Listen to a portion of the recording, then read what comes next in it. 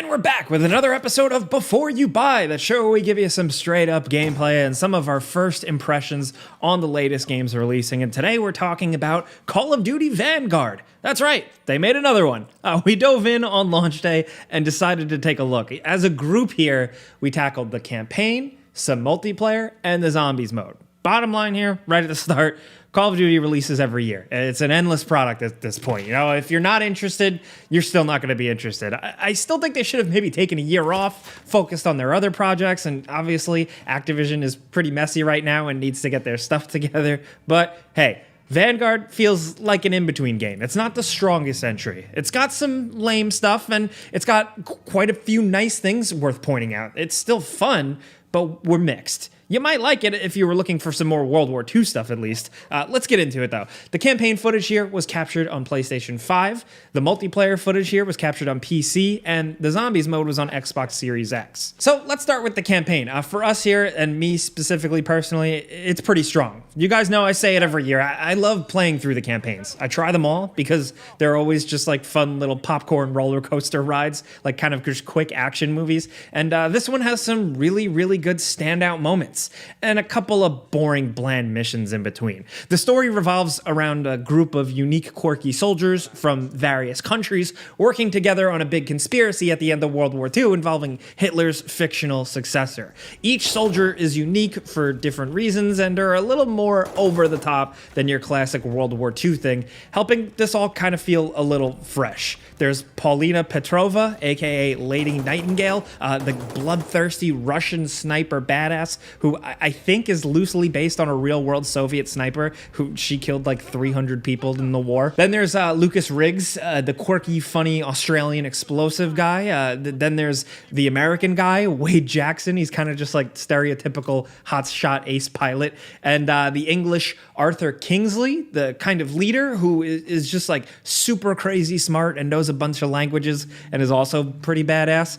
Along the campaign, they all have their unique tricks, like being able to carry more explosives and swap between them, or being able to whistle and wave and draw fire. You know, nice little shakeups to the campaign shootouts here and there that really do wonders because some of the actual encounters and areas are pretty straightforward. Now, these characters, not only are they all involved in a plot together, but the game also jumps back to their time in the middle of the war, giving them a little character development and setting up the overall plot, while also, of course, giving you kind of like a little greatest hits of World War II, featuring these fictional characters in it. There are some cool aerial battles as Wade, who then eventually crash lands in the jungle and fights off Japanese forces. Lucas is in the desert campaign, giving you a little bit of desert Nazi action, and these can feel a bit bland at times, but the standout is Paulina by far. Many World War II games have given you Stalingrad stuff, and Call of Duty has done it a few times. I can actually think of all of them. It's pretty cool, but this stuff takes the cake. It's good sniper encounters, a personal mission involving taking out a Nazi general, and it's all cold. It's bloody and pretty gory, and the game gives you a few environments where you creep around buildings super quick, hiding under tables, going through vent shafts, popping out, and shanking dudes. It almost feels like a Batman Arkham stealth environment, just like quick and deadly. It's a nice new spin. Is it realistic? No. Is it fun? Yeah. Vanguard's campaign isn't going to change the world, but the people who worked on it clearly gave a damn. You know, it's not perfect, and there are a couple of lame missions, but the story and characters are surprisingly memorable. They even got like Merry from Lord of the Rings as an ambitious but slimy and nervous Nazi, and he's really good on screen, as well as all the other characters.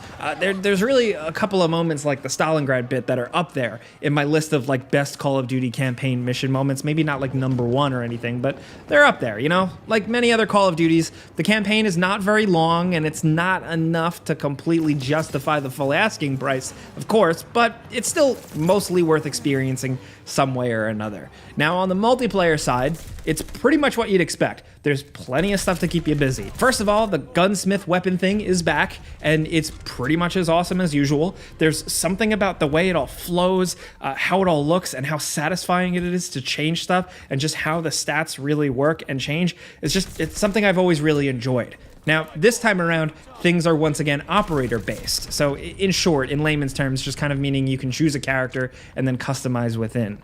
There's all the stuff you'd expect. There's skins, levels to grind out, loadouts to tweak and customize with different perks, swap kill streaks, and just the right amount of stuff to feel like you can still really tailor stuff to your preference. Now, multiplayer is chaotic and as fast as usual. To be completely straight up with you guys, though, none of us here are completely qualified yet to comment on like the super fan-specific stuff like balancing quite yet, just because it's really early. If you're watching this later, I'll just know that we are talking about the game like the day after launch. Players are very picky, and everybody has their preferred Call of Duty multiplayer. But so far, everything here feels fine. It just feels a little bit too familiar, but I'm curious to see how the community takes to it. Some people will just prefer the World War II style weaponry and stuff in their multiplayer, and you definitely get that here. But you get the usual modes you'd expect, nothing quite game-changing, but there are 16 multiplayer maps, which is pretty nice.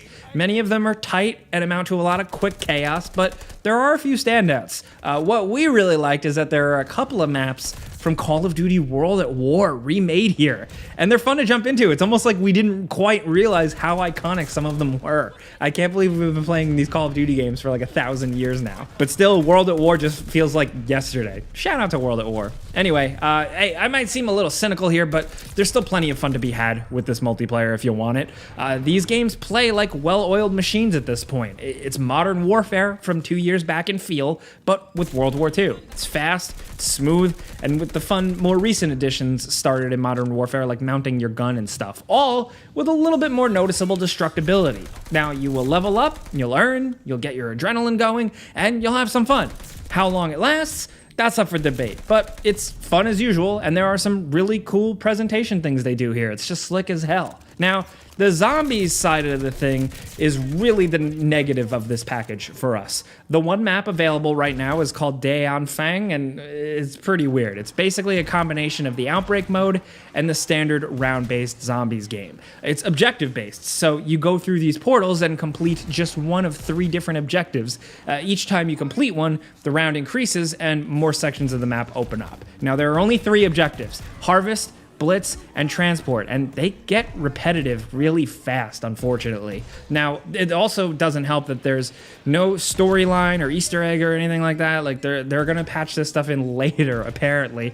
There's no pack-a-punch unlocking, and like all that stuff. This whole thing feels kind of unfinished and simple compared to what zombie players are probably used to. The changes made to gameplay in Zombies for Cold War are generally well-liked, I think, but this feels too extreme and just really lacking all around. The way it works by breaking up the big map with these smaller objective-based things is probably meant to make the game more focused and newbie-friendly, but it just ends up giving the mode a lot of downtime. Too much time is spent just waiting around for objectives to start or for portals to get into. It's boring. The central map is very open, so it's really easy to avoid the zombies, and the smaller maps are so small that there's hardly anything interesting about them, and a lot of the time, you just get teleported to a small section of the main Stalingrad map anyway. Also, it's worth pointing out that some of us here never really ran out of ammo, and using the starting shotgun was able to just like breeze through many games. The challenge just isn't quite there at the moment. Even the intimidating new boss enemies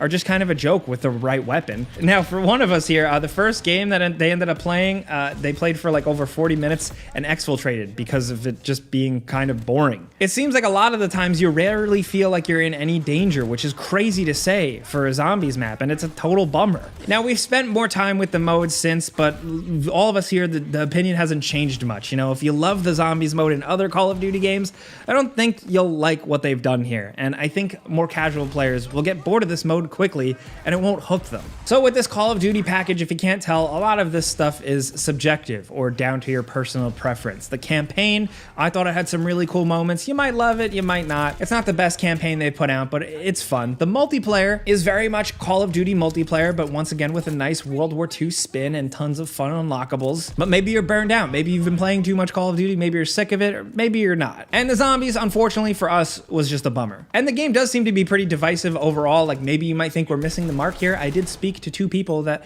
think this is the best Call of Duty in years. At this point, the way we look at it is that there are so many Call of Duties that release, the fact that one comes out every single year, there's gonna be one for everybody. Everybody's gonna love one specifically. Vanguard might be it for you, or it may not. I'm saying the obvious here, and I've probably taken up too much of your time, but at least now you know what to expect jumping in. This is a before you buy. You know how it goes. I give you the pros, the cons, and some personal opinions, and now we want to hear yours down in the comments. Did you jump in? What are you thinking so far, the multiplayer? Are you as down on the zombies mode as us? And the campaign? I had some really fun moments. Do you have a favorite moment from the campaign? Definitely let us know. Now, if you enjoyed this video and enjoyed seeing this fresh gameplay up here on the screen, clicking the like button's all you gotta do. It really helps us out. We would very much appreciate that. And if you're new, consider subscribing, maybe hitting that notification bell, because we put out videos every single day. But as always, thanks for watching. We'll see you guys next time. Must not do not know when he will take us next. Russia is mighty. I don't want to argue with you, but I'm telling you. You are being foolish. It's your home. It is my home.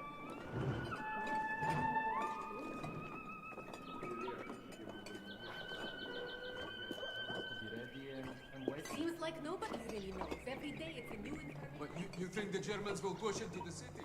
Not when you're out there fighting.